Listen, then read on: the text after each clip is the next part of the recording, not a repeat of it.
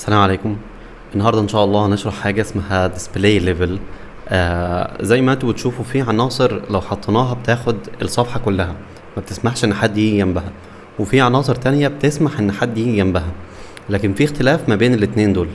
احنا عندنا الديسبلاي ليفل ده او الليفل بتاع العرض ده ليه 3 مراحل هنتكلم عنهم، بس في الاول خلينا نضرب مثال باللي احنا بنتكلم عنه.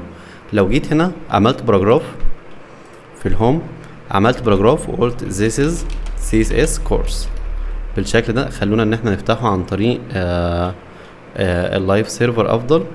جو لايف. طيب قلت هنا CSS course بالشكل ده، وبعد كده ده باراجراف. الباراجراف display level بلوك ليفل. بلوك يعني ما بيسمحش ان حد يجي جنبه، هو بياخد البلوك كله.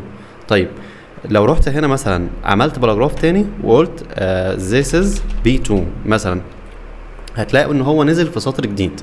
طيب علشان نفهم الفكرة اكتر هناخد حاجة زي السبان. السبان هقول له my name is span. لو دوست هنا سيف، هو هنا جه على سطر جديد لان الباراجراف اللي قبله ما سمحش ان حد يجي جنبيه. بس خلونا بقى نعمل سبان تاني. سبان تاني هقول له my name is span 2. سيف. زي ما انتم شايفين هنا my name is span 2 جه جنب السبان عادي، يعني الاتنين جم جنب بعض. طيب الباراجراف الليفل بتاعه بلوك، السبان الليفل بتاعه حاجه اسمها انلاين. عندنا حاجه بقى في النص ما بينهم اسمها انلاين بلوك. عايزين علشان نفهم الكلام ده بشكل عملي خلونا نتعامل مع الموضوع كمشكله بنحاول ان احنا نحلها. ايه المشكله اللي مواجهاني دلوقتي؟ زي ما انتم شايفين الباراجراف هنا انا عايز الاثنين يجوا جنب بعض، عايزهم هما الاثنين يجوا جنب بعض.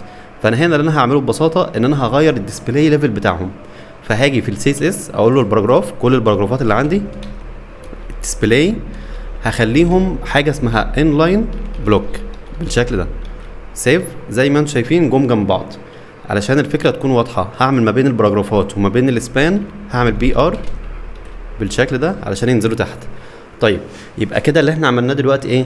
الباراجراف الديسبلاي ليفل بتاعه بلوك، احنا حولناه لانلاين بلوك فسمح ان هم يجوا جنب بعض.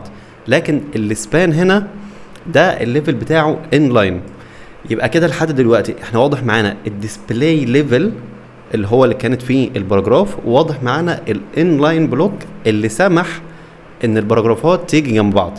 بس برضو السبان خلوني اوريها لكم. السبان الديسبلاي ليفل بتاعه دلوقتي حاجه اسمها انلاين. لو دوسنا سيف مفيش حاجه هتتغير. يبقى الانلاين بلوك والانلاين بيعملوا نفس الحاجه، لكن ايه اللي مختلف؟ الديسبلاي بلوك ان احنا نخليه بلوك. لو جينا هنا عند السبان وقلنا له ديسبلاي بلوك هتلاقوا كل واحد من السبان زي ما انتم شايفين نزل في سطر خد البلوك كله. طيب نرجع تاني للانلاين. ايه بقى الفرق ما بين الانلاين بلوك وما بين الانلاين؟ لو جيت هنا عند الباراجراف قلت له باك جراوند ريد وهديله هايت 50 بكسل بالشكل ده زي ما انتم شايفين، وهخلي الكلر ابيض علشان تبقى واضحه اكتر.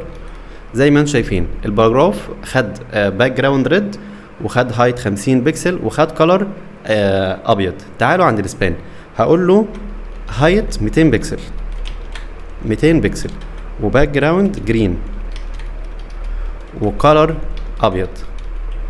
سيف.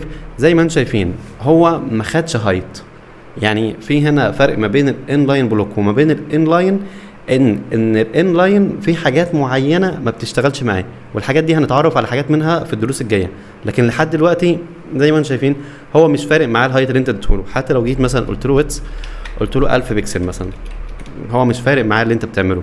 لكن الباراجراف هنا لو جيت قلت له ويتس قلت له 200 بكسل زي ما انتم شايفين خد ال 200 بكسل عادي.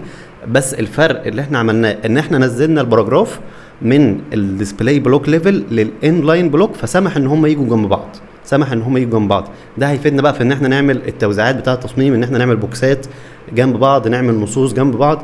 لكن السبان بالنسبه له حاجه زي دي مش فارقه، ما بياخدش هايت، ما بياخدش ويت. لو رحت بقى غيرت الديسبلاي ليفل بتاعه من انلاين قلت له انلاين بلوك مثلا هياخد الحاجات دي عادي جدا زي ما انتم شايفين، خد الهايت 200 بكسل وخد الكالر والكلام ده كله. حلو جدا. يبقى النهارده اتكلمنا عن الديسبلاي ليفل، عرفنا ان احنا عندنا حاجه اسمها ديسبلاي بلوك. الديسبلاي بلوك بتاخد الشاشه كلها، ما تسمحش ان حد يجي جنبها، بتاخد ويدث وهايت عادي.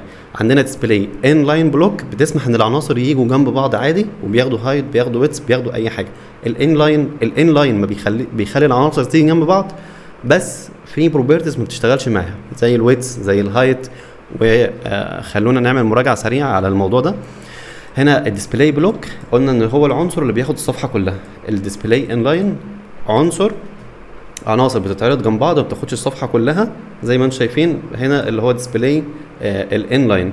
بعد كده عندنا الان لاين بلوك، بس الان لاين ما بياخدش، قلنا ما بيشتغلش مع الويدث والهايت، وهنعرف في حاجات تانية هنعرف ان هو ما بيستجيبش ليها. عندنا الديسبلاي الان لاين بلوك، العناصر بتتعرض كان لاين بلوك، وممكن ان هي تاخد عرض، تاخد ويدث وتاخد هايت عادي جدا. يا رب الديسبلاي ليفل او الفكره بتاعته تكون واضحه، وهي مهمه جدا وهنستفاد منها بشكل كبير في الدروس الجايه ان شاء الله. اشوفكم الدرس الجاي ان شاء الله.